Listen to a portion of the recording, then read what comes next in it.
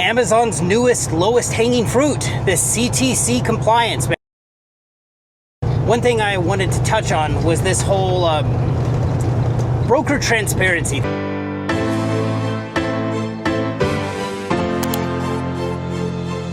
Making a rare daytime appearance down at an Amazon yard. I'll tell you, lately they've been hiding the money. The way I see it, they've got three places to hide the money at. One is at the nights, which I usually do. It's kind of rare to see me starting my day at 10:50 in the morning.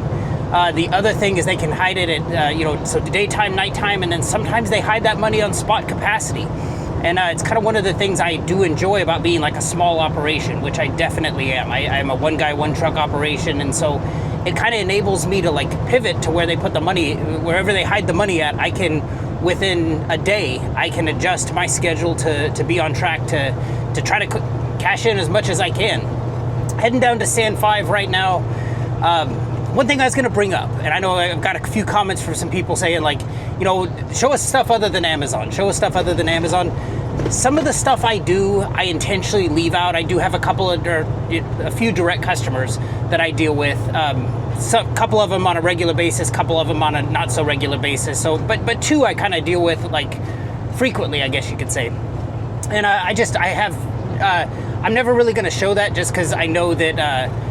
Unfortunately, trucking is, there's a portion of truckers out there who like love to race to that bottom, and the last thing I want to do is say, hey, KFC on Hamishaw pays me $2,000 to go to Vegas and haul cardboard, because I guarantee you as soon as I show that, it's like, I guarantee you that KFC is getting a call from somebody saying like, hey, I'll do it for $1,900. So there's some stuff I intentionally leave out, but that really wasn't my point. My point here is on these Amazon weeks, so it's Sunday, start of a new week, I'm committing myself, my truck, to Amazon this week because a couple of reasons. One, I like what I'm seeing.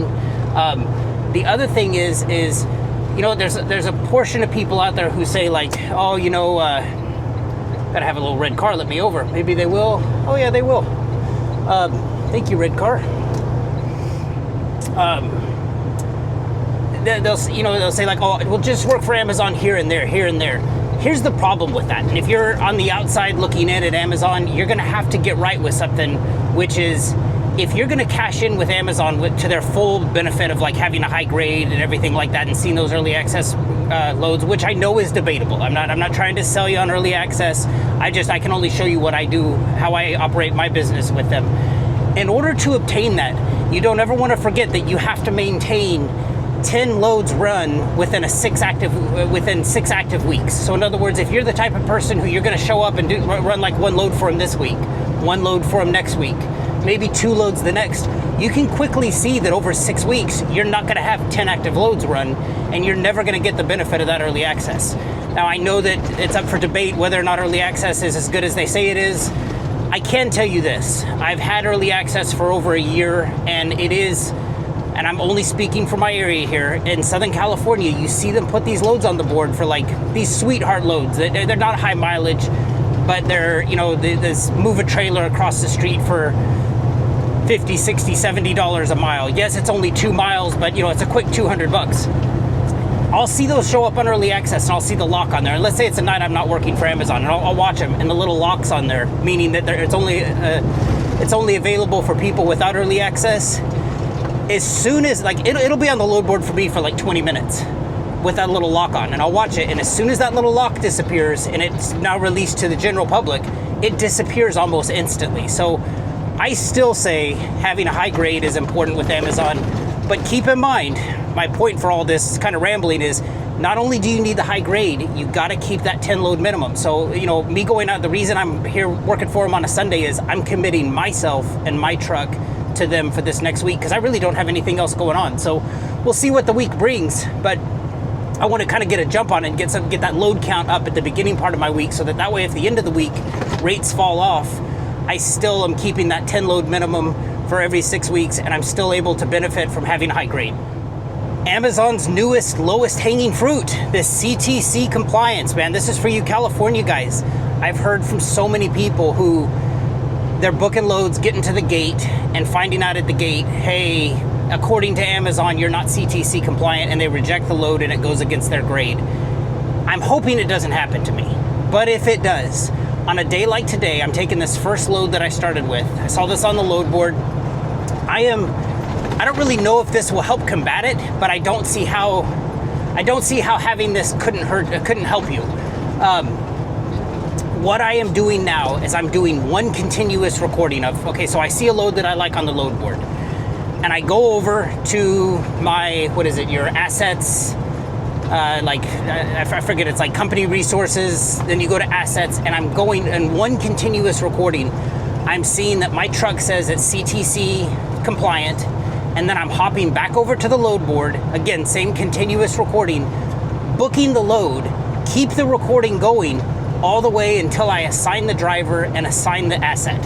And that is, I've heard from a lot of people. It's talking to somebody today, sent me a message saying that they had 6 loads rejected. There's no recovering from that. If you're a small operation like me, 1 rejection is going to screw you. 6 is going to bury you. You're just going to see nothing but crap for 6 weeks.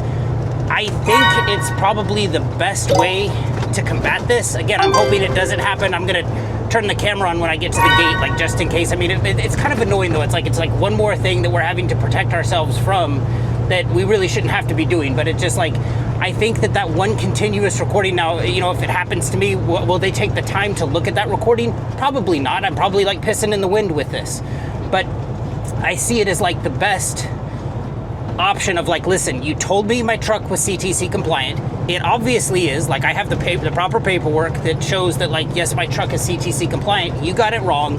You allowed me to book a load, and now after the fact you're telling me that my truck's not CTC compliant and you're holding that rejection against me. I hope it doesn't happen to me, but if it does, hopefully this is enough follow through to get them to see, listen, if you're going to claim that my truck's not CTC compliant, then you should have prevented me from booking the load. It obviously is. I've got the paperwork, but to enable me to book the load and then after the fact claim that it's not and hurt my grade and ultimately diminish my earning potential, it doesn't sit well with me, and I am annoyed that it's just another step that we're having to do to protect ourselves from Amazon. Typically, I avoid controversial topics. I don't like hashing it out with people on just different stuff, opinions, that type of stuff. But one thing I kind of wanted to touch on, I can't get over for this truck. He's got plenty of room. One thing I wanted to touch on was this whole broker transparency thing. Now, with broker transparency, I don't know if I'm listening to, on social media. I don't know if I'm listening to the majority of truckers out there. I don't know if I'm listening to the loudest voices in the room. Maybe this doesn't represent the majority out there, but the one thing that kind of has me, I guess, worried about this, and again, I'm not really taking a stance on this. I feel out of place taking a stance on it, because even though I'm entering in my 4th year of being in this industry, I still consider myself really new at this. I approach every day what can I learn today? What's going on? The problem that I see with broker transparency is I don't see, and if you're not familiar with it, it's the whole thing of brokers are only allowed to make X amount of percent or X amount of dollars on a load. The problem I have with it is, I guess my question is, what's stopping them doing that to the trucking industry? The best, not analogy, but the best comparison I could do to this that I've seen where people have stepped in and said, hey, government, fix this for us. We'd have to rewind time to 2004. 2004, I was graduating from pharmacy school, and we were in the midst of what would later become known as the opioid epidemic. And people, especially in my state, California, were like, government, fix this for us. And so what they did, and the question I would ask you is, when did you invite law enforcement into your HIPAA circle of trust? And I am going to tie this back into trucking. And what I mean by that is, let's say you go to the doctor and they deem that you something embarrassing, like a hemorrhoid prescription, or it's just something that you're not going to go tell everybody about. And let's say the doctor merits that, the doctor decides that this is worth prescribing some pain medicine for you or something like that. Well, you figure your doctor's going to know, maybe their nurse is going to know. You're going to take that prescription to the pharmacy and get that filled. Probably the pharmacy tech's going to know, the pharmacist is going to know, and you're going to know, and that's pretty much your HIPAA circle of trust. None of those people are allowed to go home and be like, guess who came to the pharmacy today and got a hemorrhoid prescription with some pain meds. Here's the thing though, when the government fixed it, they did make it so that these prescriptions are traceable, trackable, but they did it to where, and I can speak firsthand on this, as a pharmacist, they created a thing, a prescription drug monitoring program, PDMP, where I would log into and see to be sure that like you're not like double dipping. You're not going to like different pharmacies, different doctors to accumulate more and more of this pain medicine. Where did I get that information from? From the DEA. And it's like, so now, unbeknownst to you, the DEA law enforcement, federal law enforcement for that matter, is now in your little HIPAA circle of trust. Now, you may not like that, but that's the government's fix for that. And I guess to tie this back into trucking, it's like, I see this as like, okay, what if they step in now? So what if they come back now and they say like, okay, yeah, we're going to cap brokers at 20% and we're going to cap truckers at 30%. What's stopping them from doing that, I guess, is my question. It's just like, I'm not really taking a stance on this. It's just kind of like food for thought. Like, what if they say, okay, yeah, we're going to cap brokers at 20% and for you truckers, so you got two truckers. You got, somebody who's been in the game for a little bit, equipment's paid off, paying less than $10,000 a year for their insurance. Their 30%, let's say, is $2.30 a mile. But you got somebody else who's, fresh into the game, a $3,000 a month note on their truck, paying that first year insurance, $30,000, $40,000, $50,000 a year, and their 30% is $7.50 a mile. So I guess that's, I don't know really where I'm going with this. It just like, I feel like asking the government to fix this for us is, I've never seen the government fix something where it's like, I agree with everything. There might be like, they might give us two things that we want, like, oh, we're gonna cap brokers, and another controversial topic, maybe fix the English thing. Again, no stance on that either, but it just, maybe that's the two things they give us, but the one thing they give us back is like, oh, and we're gonna cap truckers. And it's like, I get nervous when this people's solution is going to the government and saying, hey, government, fix this for us. It does make me nervous. Look at this. We're gonna have to look up that DOT number, that 2881058, and see if that's an Amazon DOT number. I know they've got the whatchamacallit, the semis that are part of their Tommy runs. I wonder if they're now doing this with box trucks. I'll have to look up that DOT number when we get to the next spot. Man, so here's a little situation. Got to Sand 3, there's some construction going on outside. It looks like Otay Water, maybe like a water main broke or something like that. But here I am at Sand 3, waiting to check in. Fortunately, I was able to get the arrival successfully detected this far out. I think I got that at like 11:22. I'm not due here until, let's see, arrive by 12:14. I don't think that this is gonna take, I'm gonna screenshot this, it's 11:24 right now. I don't think that it's gonna take 50 minutes for me to get to the gate, but I have this, it's a little, I don't wanna call it a pro tip, but if I didn't get that arrival successfully detected, I would leave this truck parked right here and I would run up to the gate. It's probably about 100 yards up there, and I would run up till I got close enough to get that arrival successfully detected. That is like your saving grace. Something's definitely going on. I don't know if the construction has anything to do with it, but I was just over at Sand 5, not a single truck. I've been sitting here now for a few minutes, and we're just not moving. So, I mean, to keep that grade up, if you get into a situation like this and there's just nobody moving, I would approach the gate on foot, get that arrival successfully detected, and then return to the truck, because that's kind of like your saving grace. So I'm going to close this one out with this. I never want to like mislead you guys. That's not, I mean, I work tirelessly to show like both sides of the spectrum, but I had something come up this last week. There's a guy I've been working with outside of the state of California. He got in touch with me. He's counting down his 180 days, and he finally, Amazon accepted him, and he starts sending me messages saying like, I just don't see anything on the load board. I don't see anything. And I checked the load board for him before, and I knew I always saw work there. And so I asked him, I'm like, show me what like filters you're using, and he sends it over to me. And I told him I was going to put this in a video. I'm not, and I told him at the time, I'm like, I'm not making fun of you at all. I want to put this out there, type of thing like that. He had his filters for minimum dollars per mile set at like $50 per mile, and he'd seen some of my, occasionally I get those little Sand 5 to Sand 3 runs, and he just thought that he's going to get on there $50 a mile and just kind of wait for those to come through. I would hate for, and this is exactly what I told him, and I'm going to tell you now too, I would hate for somebody to think that like the load board is nothing but $50 a mile and you can just hold out for those kind of loads. They're great when they come up, don't get me wrong, But the thing is like they don't come up very often. I mean, you kind of really have to be paying attention, especially when you're starting out. That was kind of my main point as far as, you know, if you think that Amazon's nothing but, you know, $50, $60, $70 a mile loads, you're going to be in for a disappointment. And if watching my content makes you think that that's what Amazon is, then that kind of tells me I've done a poor job at portraying the actual job here. I'd hate for you to leave here thinking that. I do get those. I mean, they do come up every once in a while, but, you know, a lot of my days are, you know, I mean, just sitting around waiting. My minimum dollar per mile filter, I mean, depending on the day, I mean, sometimes I'll drop that down to like $2.50. I want to see a little bit more. Other times I hold out and I set it for like $3, $4, $5 a mile.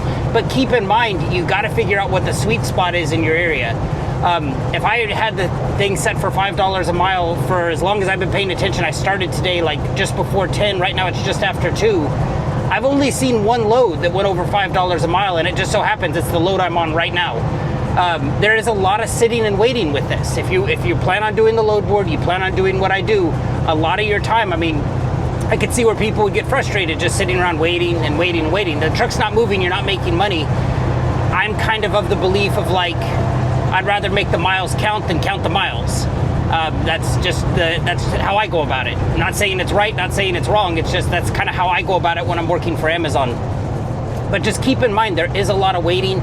And also kind of to tie back into what I mentioned earlier about the grade, if you're just starting out, so something else we did is I said, okay, look, let's pick your area, let's throw 75 miles around it, let's put max stop at 3 and just see what we have. He did the same search as I did for his hometown, and his came up with like 3 matching loads.